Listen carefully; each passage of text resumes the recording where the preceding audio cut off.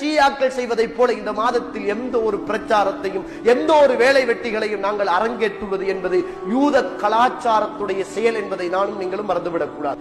இது ஷியாக்கள் இஸ்லாத்துக்கு முரணாக கொண்டாடுகிற ஒரு மாதம்.